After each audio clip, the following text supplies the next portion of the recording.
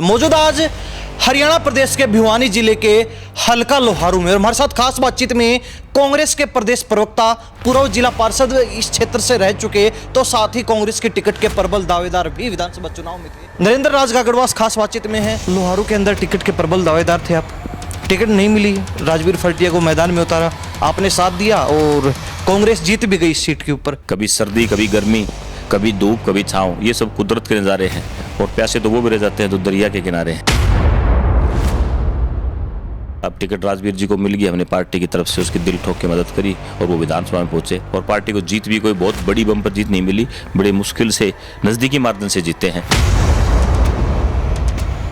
हालांकि माहौल भी जबरदस्त था लेकिन सरकार नहीं बन पाई। कहाँ ये गड़बड़ झाला हो गया, कहाँ घपला हो गया? मैं कहीं ना कहीं ये मानता हूँ कि कांग्रेस, जितनी भी कांग्रेस थी, चाहे कांग्रेस का कार्यकर्ता हो, कांग्रेस का जिसको कांग्रेस की टिकट मिली, चाहे वो टिकटार्थी हो, चाहे वो नेता रहे हों, जितने भी कांग्रेस के उम्मीदवार थे, सबको ये ओवर कॉन्फिडेंस मानूंगा कि हर आदमी ये मानने बैठा था कि भाई तू तो 30,000 से जीत रहे, तू तो 40,000 से जीत रहे, किसकी क्या जरूरत है, फलाने की क्या जरूरत है। इस बार चुनाव में भूपेंद्र सिंह हुड्डा ने लगभग टिकटें अपने हिसाब से वितरित करवाई हैं। उसके बाद अब सवाल ये भी उठे कि भूपेंद्र हुड्डा के कारण 10 से 15 टिकटें ऐसी हैं जो गलत वितरित हुई, जिसके कारण कांग्रेस आ रही है। 15 से 20 एमएलए की टिकट काटनी चाहिए थी जिनका अपने क्षेत्र में विरोध था। तो सिटिंग गेटिंग की बात करी, जो पहले से विधायक थे उनको फिर दोबारा टिकट देने का काम किया, आप उसको सही मानते हैं, गलत मानते हैं? जब किसी चीज़ में आपकी हार हो जाती है तो कमियां दिख जाती हैं, जब जीत हो जाती है तो कमियां छिप जाती हैं। हरियाणा कांग्रेस में और हरियाणा के इतिहास में ऐसा पहली बार हुआ है कि 5-6 महीने पूरे होने को हैं, सरकार तीसरी बार बने बीजेपी की, लेकिन अब तक नेता प्रतिपक्ष का चयन नहीं हुआ। कहते हैं कि भूपेंद्र सिंह हुड्डा अड़े हुए हैं कि मुझे बनाओ, लेकिन पार्टी बनाना नहीं चाहती। देखिए, हुड्डा साहब कहीं नहीं अड़े हुए। ज़्यादातर विधायकों की ये राय है कि हुड्डा साहब सीनियर हैं, हुड्डा साहब एक्स चीफ मिनिस्टर रहे हैं, हुड्डा साहब पहले विपक्ष के नेता भी रहे हैं, तो कहीं ना कहीं उनका मत है कि आप हुड्डा साहब को बनाइए। दीपेंद्र हुड्डा प्रदेश अध्यक्ष बन सकते हैं, ऐसी भी चर्चा है। अगर दीपेंद्र हुड्डा जी प्रदेश अध्यक्ष बनते हैं तो हरियाणा के लिए बहुत बड़ी बात होगी, कांग्रेस के लिए बहुत बड़ी बात होगी, हरियाणा प्रदेश के युवाओं के लिए बड़ी उचित मानते हैं आप? जी बिल्कुल। नमस्कार, स्वागत आपका हरियाणा न्यूज 24 पर। मैं हूं प्रिंस लंबा, मेरे से विनीत सिंधु के साथ। मौजूद आज हरियाणा प्रदेश के भिवानी जिले के हल्का लोहारू में और हमारे साथ खास बातचीत में कांग्रेस के प्रदेश प्रवक्ता पूर्व जिला पार्षद इस क्षेत्र से रह चुके तो साथ ही कांग्रेस के टिकट के प्रबल दावेदार भी विधानसभा चुनाव में थे। हालांकि इनको टिकट नहीं मिली वो बात अलग है, लेकिन दावेदार जरूर थे, मजबूत दावेदार थे, टिकट की मांग भी कर रहे थे। लेकिन यहाँ से राजवीर फरटिया को टिकट मिली, वो चुनाव भी जीत गए। कहीं ना कहीं इनका भी इसमें भरपूर साथ रहा, उनके साथ मिलकर कंधे से कंधा मिलाकर इन्होंने पूरा साथ निभाने का काम किया, जिताने का काम किया, पार्टी की झोले में लोहारू की सीट निकाल कर डालने का भी काम किया। लेकिन आज चुनाव के बाद पहली बार लंबे समय में हमारे साथ चर्चा में जुड़ रहे हैं, विस्तार से चर्चा करेंगे क्योंकि प्रदेश प्रवक्ता हैं, तो ऐसे में कांग्रेस की प्रदेश भर के जो सवाल हमारे पास हैं उनके जो है जवाब जानने का प्रयास इनसे रहेगा। नरेंद्र राज गागड़वास खास बातचीत में है। नरेंद्र जी, बहुत बहुत स्वागत आपका हरियाणा न्यूज़। जी बहुत बहुत धन्यवाद, आपके दर्शकों को सभी को मेरा हाथ जोड़कर नमस्कार। नरेंद्र जी, पहला सवाल यही रहेगा, लोहारू के अंदर टिकट के प्रबल दावेदार थे आप, टिकट नहीं मिली, राजवीर फरटिया को मैदान में उतारा, आपने साथ दिया और कांग्रेस जीत भी गई इस सीट के ऊपर। इसको लेकर क्या कहेंगे? अगर आपको टिकट मिलती तो लगता है कि आप भी निकाल सकते थे? देखिए, टिकट मिलना और नहीं मिलना ये तो भाग्य के खेल होता है। कई बार परमात्मा के हाथ में बहुत चीज़ें होती है जो हमारे हाथ से बस की बाहर होती है। कभी सर्दी, कभी गर्मी, कभी धूप, कभी छाँव, ये सब कुदरत के नज़ारे हैं और प्यासे तो वो भी रह जाते हैं जो दरिया के किनारे हैं। तो कई बार मुकद्दर में नहीं होता, समय समय की बात होती है। अब टिकट राजवीर जी को मिल गई, हमने पार्टी की तरफ से उसकी दिल ठोक के मदद करी और वो विधानसभा में पहुंचे। कहीं ना कहीं हमने पार्टी को ये सीट जिताने का काम किया, लाहौर से कांग्रेस सीट के जीत की, ये हमारे लिए बड़ी गर्व की बात है। आपने कहा दिल ठोक के साथ दिया हमने जी। आपको लगता है कि अगर आपको टिकट मिलती तो वैसा ही साथ जैसा आपने उनका दिया उनकी तरफ से या फिर जो अन्य दावेदार थे टिकट के उनकी तरफ से आपको मिलता? देखिए, इस बात का जवाब तो वही दे सकते हैं कि वो क्या करते। मैंने तो मेरा फैसला बताया कि पार्टी ने मुझे टिकट नहीं दिया, पार्टी ने किसी और साथी को टिकट दिया। पार्टी का जैसे आदेश हुआ, हमने उस भाई की दिल ठोक के मदद करी और कहीं ना कहीं पार्टी को जीत मिली और पार्टी को जीत भी कोई बहुत बड़ी बम्पर जीत नहीं मिली, बड़े मुश्किल से नज़दीकी मार्जिन से जीते हैं। तो उसमें मैं मानता हूं कि मेरा नहीं, हर साथी का योगदान रहा है तभी ये सीट निकल पाई है। वो क्या करते क्या नहीं करते ये बात तो वही बता सकते हैं ज़्यादा बेहतर तरीके से। जी तो राजनीति में फिलहाल आप भी सक्रिय हैं, युवा चेहरे के तौर पर आपको देखा जाता है, और खास बात यह है कि जो दीपेंद्र हुड्डा हैं, जिनको हरियाणा कांग्रेस में युवाओं का फायर ब्रिगेड बोला जाता है, सबसे मजबूत चेहरा, सबसे बड़ा चेहरा माना जाता है, उनके खास है अक्सर जो उनसे मिलना जुलना, उनके कार्यक्रमों में उनके साथ रहना, और इनका जो है स्पेशल निमंत्रण पर अक्सर वो बुलाते भी रहते हैं, हर जो है विषय को लेकर इनके साथ चर्चा भी करते हैं, क्योंकि प्रदेश की जिम्मेवारी, प्रदेश प्रवक्ता हैं, तो हर विषय की जानकारी इनके पास रहती है। युवाओं को लेकर बात की जाए, आपने इस बार भी दाव लगाया था कि युवाओं को हम आगे करेंगे, युवाओं के दम पर हम सरकार बना लेंगे, हालांकि माहौल भी जबरदस्त था, लेकिन सरकार नहीं बन पाई। कहाँ ये गड़बड़ झाला हो गया, कहाँ घपला हो गया बीच में? देखिए, घपले की बात करें प्रिंस जी, तो सबसे बड़ा जो घपला है वो बीजेपी के पास सरकारी तंत्र है। कहीं ना कहीं सरकार ने तंत्र मंत्र और यंत्र का भी प्रयोग किया है। कहीं ना कहीं मशीन के ऊपर जो आरोप लग रहे हैं, आज बड़े बड़े देश हैं, यूरोप के देश हैं, अमेरिका जैसे देश हैं, रसिया जैसे देश हैं, चाइना जैसे देश हैं, अगर ये मशीन में इतनी काबिलियत होती तो कहीं ना कहीं वो देश भी चुनाव मशीन से करवाते, वोटिंग मशीन से करवाते। उन्होंने इसको बैन कर दिया क्योंकि उनको आशंका थी कि जो व्यक्ति मशीन को बना सकता है वो उसके अंदर ये कमी भी निकाल सकता है कि इसके अंदर कैसी सेटिंग की जा सकती है। किसी ने कंप्यूटर बनाया है, उसको ये पता है कि ये कंप्यूटर हैक कैसे हो सकता है। किसी ने मोबाइल बनाया है, उसको ये पता है कि इस मोबाइल के अंदर दूसरे का डाटा कैसे निकाला जा सकता है, इस मोबाइल के अंदर कैसे दूसरे की रिकॉर्डिंग की जा सकती है। तो जिसने वोटिंग मशीन बनाई है उस बंदे को जरूर ये पता है कि इसके अंदर अगर कोई सेटिंग करनी होगी तो कैसे की जाती है। तो सबसे बड़ा योगदान तो कहीं ना कहीं बीजेपी का तंत्र मंत्र यंत्र रहा है। दूसरा, मैं कहीं ना कहीं ये मानता हूँ कि कांग्रेस, जितनी भी कांग्रेस थी, चाहे कांग्रेस का कार्यकर्ता हो, कांग्रेस का जिसको कांग्रेस की टिकट मिली, चाहे वो टिकटार्थी हो, चाहे वो नेता रहे हो, कहीं ना कहीं सबके अंदर एक अति उत्साह भी रहा कि सरकार तो हमारी बन रही है। कहीं ना कहीं लोगों ने भी सोचा कि ये सीट को हरा लेते हैं, और सीटें आ रही हैं, एक सीट कम हो जाएगी तो कोई फर्क नहीं पड़ेगा। तो कहीं ना कहीं ओवर कॉन्फिडेंस, ज़्यादातर ओवर कॉन्फिडेंस कैंडिडेट का रहा। जितने भी कांग्रेस के उम्मीदवार थे सबको ये ओवर कॉन्फिडेंस मानूंगा कि हर आदमी ये मानने बैठा था कि भाई तू तो 30,000 से जीत रहा है, तू तो 40,000 से जीत रहा है, किसकी क्या जरूरत है, फलाने की क्या जरूरत है। तो ये ओवर कॉन्फिडेंस, कैंडिडेट का जो ओवर कॉन्फिडेंस था वो कहीं ना कहीं हरियाणा में भारी रहा है। और दूसरा जो बीजेपी का तंत्र मंत्र यंत्र था वो तो है ही। तो मेरे हिसाब से कहीं ना कहीं दोनों चीज़ों का फैक्टर रहा कि हम सरकार नहीं बना पाए। चलो नरेंद्र जी, ये आरोप तो शुरुआत से ही लग रहे हैं, हालांकि अब तक ये साबित नहीं हुआ है कि ईवीएम में गड़बड़ थी या नहीं थी, लेकिन कांग्रेस ने इसको लेकर हाई कोर्ट में भी अपील कर रखी है, सुप्रीम कोर्ट में भी अपील कर रखी है, कमेटी भी बना रखी है, हर चीज़ है, चुनाव आयोग को भी चैलेंज कर रखा है, सारी चीज़ें हैं। लेकिन दूसरी तरफ एक और सवाल उठता है, आप भूपेंद्र सिंह हुड्डा के, दीपेंद्र हुड्डा के बड़े खास हैं, बड़े करीबी, बड़े नज़दीकी हैं, तो आपसे जानना बनता भी है। कहते हैं कि इस बार चुनाव में भूपेंद्र सिंह हुड्डा ने लगभग टिकटें अपने हिसाब से वितरित करवाई हैं। भाई उनको जहां लगता था कौन सा नेता मजबूत है, कौन सा कैंडिडेट मजबूत है, उसी को टिकट दिलवाने का काम किया। और उसके बाद अब सवाल ये भी उठे कि भूपेंद्र हुड्डा के कारण 10 से 15 टिकटें ऐसी हैं जो गलत वितरित हुई, जिसके कारण कांग्रेस आ रही है। देखिए, टिकटों का मुझे नहीं लगता कि गलत वितरण हुआ है। टिकटें, अच्छी टिकटें बटी थी। कहीं ना कहीं छोटी मोटी कमजोरी हर पार्टी में रहती है। प्रभारी ने ये बात बोली थी, जो इससे पहले थे, दीपक प्रभारी जी ने ये बात बोली थी कि 15 से 20 एमएलए की टिकट काटनी चाहिए थी जिनका अपने क्षेत्र में विरोध था। तो ये, लेकिन ये पार्टी का फैसला था, ये हाईकमान का फैसला था, ना कि हुड्डा साहब का कि सीटिंग एमएलए को टिकट दी जाएगी। रही बात दूसरी की 5-10 टिकटें, ये कांग्रेस अकेली की बात नहीं है, कहीं ना कहीं बीजेपी में भी 5-10 टिकटें इधर उधर हो जाती है। चलो, आपने वो सीटिंग गेटिंग की बात करी, जो पहले से विधायक थे उनको फिर दोबारा टिकट देने का काम किया, आप उसको सही मानते हैं, गलत मानते हैं? देखिए, मेरा मानना या नहीं मानना इस बात से पार्टी के ऊपर कोई फर्क नहीं पड़ता। मेरी पर्सनल ये राय है कि आप कहीं ना कहीं सर्वे कीजिए, जिस हल्के से जो विधायक है, अगर उस क्षेत्र में उस विधायक के प्रति लोगों में नाराजगी है तो मुझे लगता है कि उसको बदल के आपको दूसरा कैंडिडेट उतारना चाहिए। और जो बीजेपी ने किया, बीजेपी ने मंत्रियों की टिकट काटी, और जिन मंत्रियों को टिकट काटी, जिनको दूसरे व्यक्ति को टिकट दी वो जीत कर आए हैं, और जिन मंत्रियों को टिकट दी वो मंत्री आरे बैठे हैं। तो कहीं ना कहीं इस चीज़ का फर्क पड़ता है, क्योंकि 5 साल तक अगर आप विधायक रहते हैं और लोगों की उम्मीद के ऊपर खरा नहीं उतरते हैं तो जनता में नाराजगी एक स्वाभाविक सी चीज़ है। छोटा बच्चा हमारे घर में है, उसको हम चॉकलेट नहीं दिलवाते हैं तो वही हमारे से नाराज हो जाता है। तो ये तो क्षेत्र का बहुत बड़ा मामला हो जाता है। तो ये तो आप मानते हैं कहीं ना कहीं सीटिंग गेटिंग का फॉर्मूला इस बार काम नहीं आया और उसके कारण काफ़ी नुकसान पार्टी को हुआ हरियाणा प्रदेश में? देखिए, सीटिंग गेटिंग का फार्मूला कई बार काम भी आ जाता है।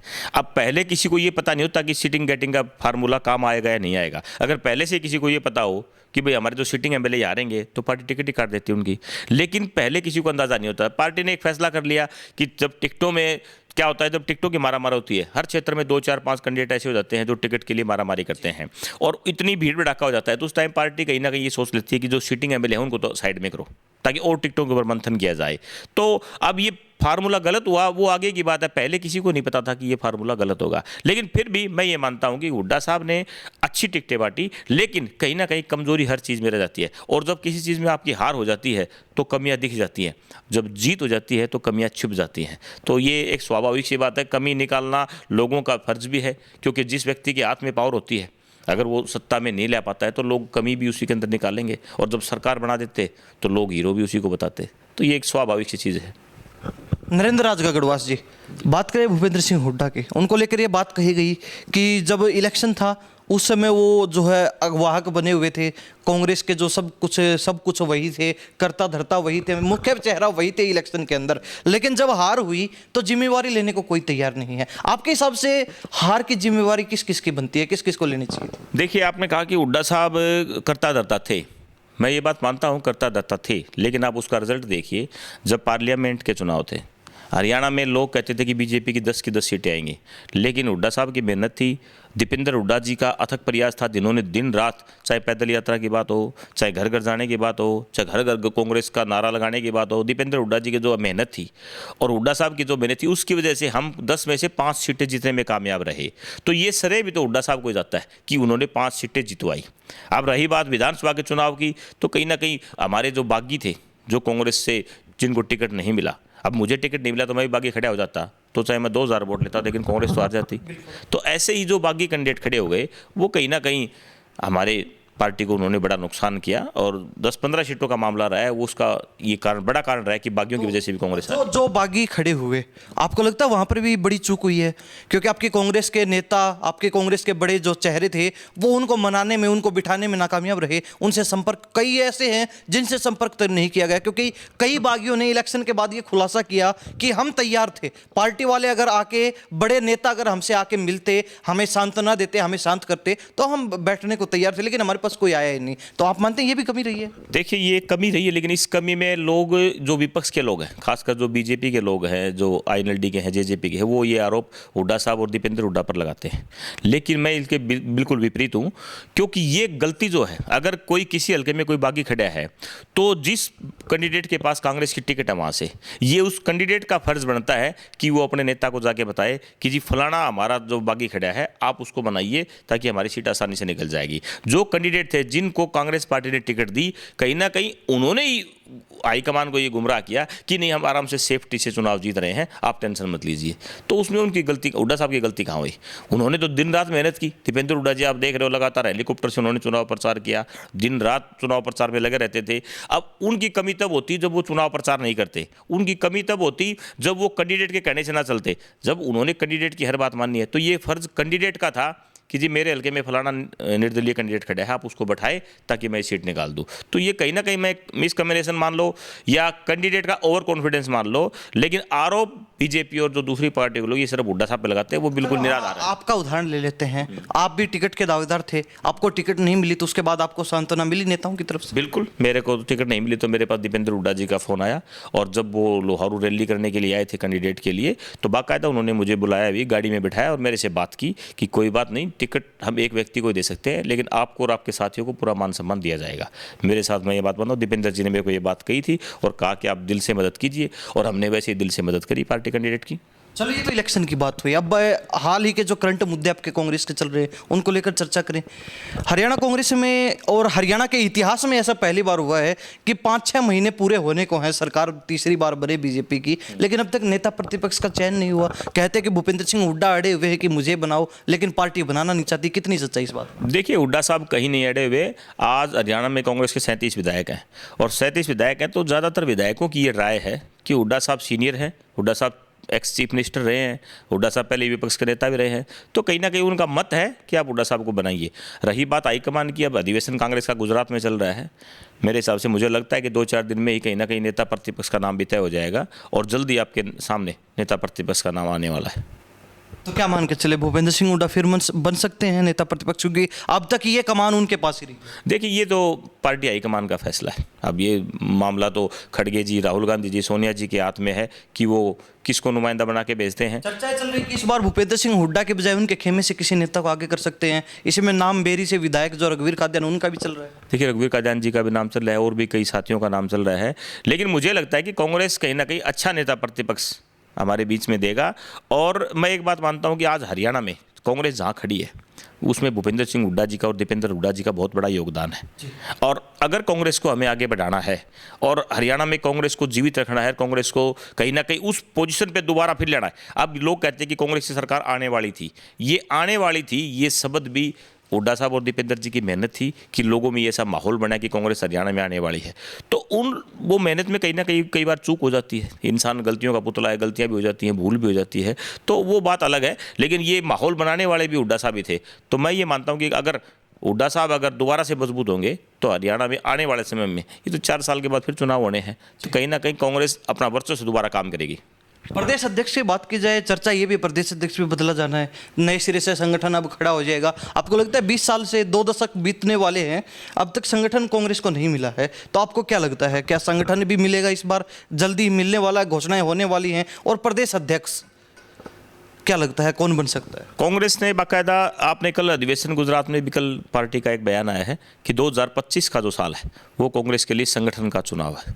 पूरे देश में 2025 के अंदर कांग्रेस अपना संगठन खड़ा कर देगी, चाहे वो ब्लॉक स्तर की बात हो, चाहे जिला स्तर की बात हो, चाहे प्रदेश स्तर की बात हो। पूरे देश में कांग्रेस का संगठन इस 2025 में खड़ा हो जाएगा। और आप यकीन मानिए, जिस दिन कांग्रेस का संगठन दोबारा से खड़ा हो जाएगा, आज जो ये बीजेपी के लोग जो आरोप लगाते हैं, जो संगठन की बात करते हैं, बीजेपी का तो प्रदेश अध्यक्ष ऐसा जिसके ऊपर रेप का मामला दर्ज हुआ है और आज भी वो प्रदेश अध्यक्ष, बीजेपी के प्रदेश अध्यक्ष की कुर्सी पे बैठा है। तो ये जो बीजेपी के लोग हैं, ये सिर्फ और सिर्फ झूठ की राजनीति करते हैं और ये कहीं ना कहीं देश में जाति पाति धर्म मजहब इनकी राजनीति करते हैं। कांग्रेस पार्टी जो है ना, कांग्रेस पार्टी एक आम आदमी की पार्टी है। कांग्रेस पार्टी में गरीब की, मजदूर की, पिछड़े की, हर व्यक्ति की आवाज़ सुनी जाती है। लेकिन अब ठीक है, समय चल रहा है, दौर है, हर किसी का दौर आता है, तब इनका दौर चल रहा है। कहते हैं कि अगर भूपेंद्र सिंह हुड्डा को नेता प्रतिपक्ष नहीं बनाया जाता तो वो चाहते हैं कि उनके बेटे को प्रदेश अध्यक्ष बना दिया जाए, यानी कि दीपेंद्र हुड्डा प्रदेश अध्यक्ष बन सकते हैं, ऐसी भी चर्चाएं हैं। क्या कहेंगे इसको लेकर? देखिए, अगर मैं तो मानता हूं कि अगर दीपेंद्र हुड्डा जी प्रदेश अध्यक्ष बनते हैं तो ये हरियाणा के लिए बहुत बड़ी बात होगी, कांग्रेस के लिए बहुत बड़ी बात होगी, हरियाणा प्रदेश के युवाओं के लिए बड़ी उचित मानते हैं आप? जी बिल्कुल। अगर दीपेंद्र हुड्डा जी प्रदेश अध्यक्ष बनते हैं तो कहीं ना कहीं बीजेपी तो चाहती है कि दीपेंद्र हुड्डा जी को प्रदेश अध्यक्ष इनको आगे ना लाया जाए। बीजेपी तो चाहती है कि ऐसे लोगों को आगे लाया जाए जो बीजेपी के तरीके से काम करते हैं। अब बीजेपी डरती किससे? आज बीजेपी केवल हुड्डा साहब के नाम से डरती है, दीपेंद्र हुड्डा जी के नाम से बीजेपी के लोग डरते हैं कि कहीं ना कहीं इनको पावर न मिल जाए, क्योंकि जनता में उनके प्रति प्रेम है। आज दीपेंद्र हुड्डा जी के प्रति चाहे भले ही कांग्रेस हार गई हो, लेकिन 37 सीटें आज भी कांग्रेस ने जीती हैं। और बीजेपी और कांग्रेस का मार्जिन जो वोटों का है वो कोई बहुत ज़्यादा नहीं है, सिर्फ 22-23 हज़ार वोटों का मार्जिन है। अगर 22 से 30 हज़ार वोट कांग्रेस के हरियाणा प्रदेश में और आ जाते तो सीटों का उलटफेर बहुत बड़ा होता था। तो ज़्यादा वोटों का मार्जिन नहीं है, वोट परसेंटेज लगभग बराबर है, सीटों का मानते हैं कि 10-15 सीटों का फर्क रह गया और वो तभी सरकार नहीं बन पाई।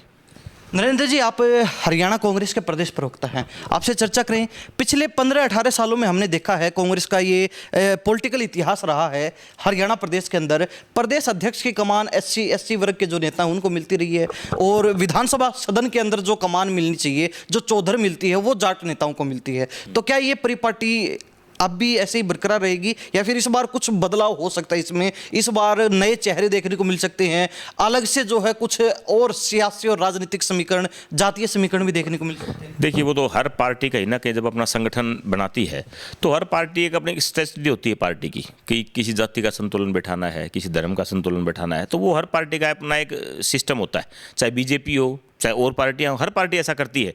तो कांग्रेस भी कहीं ना कहीं इस तरीके से अपना सामंजस्य बैठाएगी कि जिसमें सभी जातियों को, सभी धर्मों को साथ लेकर हम आगे बढ़ें। और जो बीजेपी लगातार पिछले 15 साल से लोगों को बेवकूफ़ बनाने का काम कर रही है, जल्दी कांग्रेस का संगठन बनने के बाद सड़कों पे आया जाए और इनकी जो कमियां हैं वो उजागर की जाए, क्योंकि बीजेपी की कमियां बताने वाला आज कोई है नहीं। क्यों नहीं है? क्योंकि बीजेपी ने मीडिया के ऊपर कब्जा कर रखा है, बीजेपी ने अखबार के ऊपर कब्जा कर रखा है, तंत्र मंत्र यंत्र सारी चीज इन्होंने सब कुछ लगा रखा है। कल ही आपने देखा होगा 50 रुपये गैस सिलेंडर के ऊपर इन्होंने बढ़ा दिए, जबकि चुनाव में नारा था कि 500 रुपये का सिलेंडर देंगे। 500 रुपये का सिलेंडर तो बहुत दूर की बात है, इन्होंने 50 रुपये तो सिलेंडर के ऊपर बढ़ा दिए। अग्निवीर योजना 4 साल की कर रखी है, 4 साल में लड़कों को फौज से वापस भेजा जाता है, जबकि 74 साल का आदमी प्रधानमंत्री की कुर्सी पर बैठा है। तो लोगों को कहीं ना कहीं एक लोगों का काम नहीं हो रहा, लेकिन लोगों को दिमाग से विकास किया जा रहा है। जैसे कभी किसी ज़माने में क्रिकेट होता था, लोग क्रिकेट देखते नहीं थे, क्रिकेट थोपा जाता था। आप टीवी खोलते थे तो क्रिकेट आता था, अखबार देखते तो क्रिकेट, मोबाइल देखते तो क्रिकेट। ऐसे ही आज बीजेपी ने ऐसा प्रोपगंडा कर दिया कि आप जहाँ भी देखोगे बीजेपी बीजेपी दिखाई देती है, क्योंकि उनका एक प्रोपगंडा है, चाहे वो पैसे का हो, चाहे पावर का हो, चाहे सत्ता का हो। जो बीजेपी में जाता है वो जैसे वॉशिंग मशीन में से कपड़े धुल जाते हैं, ऐसे ही चाहे कितना भी बड़ा भ्रष्टाचारी हो, अगर बीजेपी के पास चला गया तो वो धुल जाता है, जैसे वॉशिंग मशीन के अंदर से निकाल दिया हो। तो हाँ जी। तो नरेंद्र जी, क्या लगता है, आप भूपेंद्र सिंह हुड्डा के बेहद खास हैं, चर्चा जब भी करते हैं तो भूपेंद्र सिंह हुड्डा का नाम कुछ ज़्यादा जुबान पे रहता है। हालांकि अब आपसे एक सवाल हमारा रहेगा, भूपेंद्र सिंह हुड्डा को ही हरियाणा कांग्रेस में आप नेता मानते हैं? कुमारी शैलजा, रणदीप सुरजेवाला को भी नेता मानते हैं या फिर नहीं मानते? देखिए, कुमारी शैलजा जी हो चाहे रणदीप सुरजेवाला जी हो, हमारी पार्टी के सीनियर नेता हैं।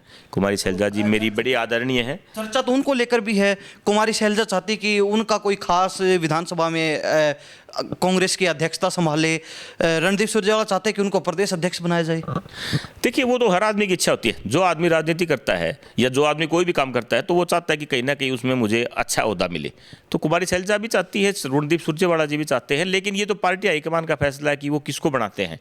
लेकिन शैलजा जी हों चाहे रणदीप सुरजेवाला जी हो, सब हमारे आदरणीय हैं, सब पार्टी के नेता हैं, कांग्रेस के नेता हैं। हमारा किसी से कोई वैरभाव नहीं है, हमारे सब सीनियर नेता हैं। तो कहते संगठन तो उस समय खड़ा होगा ना जब कांग्रेस में इक्का होगा, इक्का ही नहीं है। एक समय आने के बाद एका हो जाएगा, ऐसी कोई बात नहीं है। अभी हमारे पार्टी के अंदर कोई भी किसी का मनभेद नहीं है। छोटे मोटे मतभेद राजनीति में हर जगह होते हैं, आप घरों में भी होते हैं। आप राजनीति की बात छोड़ो, आप किसी भी घर में चले जाओ, सबके विचार एक जैसे नहीं हो सकते। घर में 5 लोग हैं, सबके विचार अलग अलग मिलेंगे। तो वही पार्टी में होता है, अगर 5 नेता बड़े बड़े नेता हैं तो सबके विचार कहीं ना कहीं सोच अलग अलग होती है। वही बात, इससे ज़्यादा कुछ नहीं है। वो तो बीजेपी में भी चल रहा है। आप बीजेपी के अनिल विज लगातार बीजेपी के खिलाफ बोल रहे हैं। वो बीजेपी के मंत्री हैं, कैबिनेट मंत्री हैं, और वो लगातार बीजेपी के अंदर कमी निकाल रहे हैं। तो गुटबाजी तो उनमें भी है, उनमें कहानी है। ये तो कहीं ना कहीं छोटे मोटे विवाद हर पार्टी में, हर घर में चलते रहते हैं जी। हाँ, तो अब बात की जाए आपकी विधानसभा के, आपके हलके की, यहाँ पे कांग्रेस का विधायक बन गया, लोगों ने वोट दिए, कांग्रेस का विधायक जीत गया। आपको नहीं लगता कि जेपी दलाल को यहाँ से हराना लोगों की बड़ी भूल रही, क्योंकि सरकार उनकी है? तो ऐसे में अगर सरकार का विधायक होता तो काम और ज़्यादा गति से होते, क्योंकि बीजेपी वहाँ पे कम ध्यान देती है, या फिर कोई भी सरकार हो, विपक्षी विधायकों के हलकों में बहुत कम ध्यान दिया जाता है। देखिए, वो तो हम तो यही कहेंगे, कांग्रेस का विधायक यहाँ से जीतता है तो हमारे लिए तो वही अपॉर्चुनिटी है। अब रही बात जेपी दलाल जी की, तो अगर उनसे जनता संतुष्ट होती तो उनको जनता चुनाव में जिता के भेजती। लेकिन कहीं ना कहीं जनता की असंतुष्टि थी, जनता नाराज़ थी, चाहे उनके बयान हो। सबसे बड़ी बात तो मैं उनके बयान मानता हूँ जो किसान आंदोलन में उन्होंने किसानों के खिलाफ दिए थे। तो जनता में उनकी नाराज, एक नेता का मतलब ये नहीं होता कि आप एक नेता बन गए, आपको एक पद मिल गया। नेता 2 तरीके के होते हैं। एक नेता वो होते हैं जिनको पद मिल जाता है, एमएलए का पद मिल गया, चेयरमैन का मिल गया, जिला पार्षद का मिल गया, एमपी का मिल गया। एक नेता वो होते हैं जो जनता की लड़ाई लड़ते हैं, उनके लिए संघर्ष करते हैं, वो भी नेता कहलाते हैं। तो जेपी दलाल जी, मुझे लगता है कि कहीं ना कहीं पद तो मिल गया उनको, लेकिन वो नेता नहीं बन पाए। नेता बन जाते तो वो कहीं ना कहीं दोबारा भी जीत जाते। आपका क्या मानना है, लोहारू के अंदर अगर बात की जाए, आप लोगों ने प्रयास की, राजवीर फटिया को टिकट मिली, वो विधायक भी बन गए, काम किस तरीके से करवाएंगे? बीजेपी की बात रही क्योंकि सरकार उनकी है, तो ऐसे में बीजेपी से किस तरीके से अपने हकों की जो है लड़ाई लड़के और हक यहाँ पे लेके आएंगे? देखिए, वो तो हमें तो उम्मीद है कि राजवीर जी विधायक बने हैं तो वो जनता की लड़ाई लड़ेंगे, जनता के काम करेंगे। जनता ने विधायक बनाया है तो जनता उसी को विधायक बनाती है जिससे उम्मीद होती है। तो जनता को उनसे उम्मीदें हैं और हमें भी उम्मीद है कि वो लोहारू की मांगों को उठाएंगे। जो हम 6 महीने होने को अब तक कुछ लगता है कि आपको जो उम्मीदें हैं उन पर कुछ काम हुआ है 1-2%? देखिए, काम तो मेन बात तो यही कि काम तो सरकार के हिसाब से ज़्यादा होते हैं। अब सरकार तो कांग्रेस की है नहीं, अब विपक्ष में है। तो मुझे लगता है कि अब तक जो कार्रवाई जो उन्होंने की है विधानसभा में, तो मुझे लगता है कि अब तक वो ठीक कर रहे हैं। लेकिन अभी 4.5 साल का वक्त है। मेरी अकेले की कसौटी पे खरा उतरना उनके लिए बड़ी बात नहीं है। किसी भी विधायक का पूरे हलके के 1.5 लाख, 2.25 लाख लोगों के ऊपर खरा उतरने की कसौटी होती है, और वो कसौटी जनता की होती है। जनता की कसौटी के ऊपर खरा उतरेंगे तो ही जनता उनको पास करेगी। नरेंद्र जी, आखिरी सवाल रहेगा आपसे चलते चलते। फिलहाल प्रदेश प्रवक्ता हैं, क्या लगता है आने वाले समय में, क्योंकि जिस तरीके से आप भूपेंद्र सिंह हुड्डा, दीपेंद्र हुड्डा के करीबी हैं, तो कोई बड़ा पद भी मिल सकता है, क्योंकि अब संगठन खड़ा किया जा रहा है नए सिरे से, तो संगठन में कोई बड़ी जिम्मेवारी मिल सकती है आपको भी? देखिए ये तो वही बात होगी, तो पार्टी का फैसला है कि पार्टी किसको क्या पद देती है। बाकी इस पार्टी जो भी जिम्मेदारी देगी हम उसको दिल से निभाएंगे। और रही बात किसको क्या पद मिलता है, तो अभी तक तो फैसला प्रदेश अध्यक्ष का और विपक्ष के नेता का होना है। उसके बाद पार्टी सबको समायोजित करेगी, कहाँ किसको एडजस्ट करना है। पार्टी को लगेगा कि इस बंदे के अंदर इतनी काबिलियत है, उसको कहाँ सेट करना, वो तो पार्टी का काम है, हुड्डा साहब का काम है। वो जो भी जिम्मेदारी देंगे हम दिल से निभाएंगे, ये भविष्य के हाथ में। बीजेपी कहती है कांग्रेस अब खत्म हो चुकी है, आने वाले कई इलेक्शन तक बीजेपी जमी रहेगी, हरियाणा प्रदेश से कोई नहीं हिला सकता है, आपको क्या लगता है? देखिए बीजेपी जो कहती है वो झूठ कहती है। बीजेपी ने 2014 में जो वायदे किए थे आज तक एक भी वायदा पूरा नहीं किया। आपको ध्यान होगा 100 दिन में विदेशों से काला धन वापस ले रहे थे, बुलेट ट्रेन चला रहे थे, मेट्रो सिटी बना रहे थे, 2 करोड़ युवाओं को रोजगार दे रहे थे, गंगा की सफाई कर रहे थे, 15-15 लाख खाते में आने की बात कर रहे थे। इन बीजेपी वालों का कहीं कोई मतलब कहीं भी कहते ना कि झूठ भी कहीं ना कहीं टिकती है। बीजेपी के लोगों के सामने झूठ कहीं नहीं टिकती। इनका तो झूठ बोलने का काम है। ये कहते कांग्रेस खत्म हो गई, कांग्रेस कभी खत्म नहीं हो सकती। कांग्रेस खत्म होती तो 37 सीटें कहाँ से आती हरियाणा में आज, और वोट परसेंट भी कांग्रेस और बीजेपी का सिर्फ 22,000 वोटों का मार्जिन है, बराबर के वोट कांग्रेस और बीजेपी के हैं। तो कांग्रेस खत्म होने वाली चीज़ नहीं है।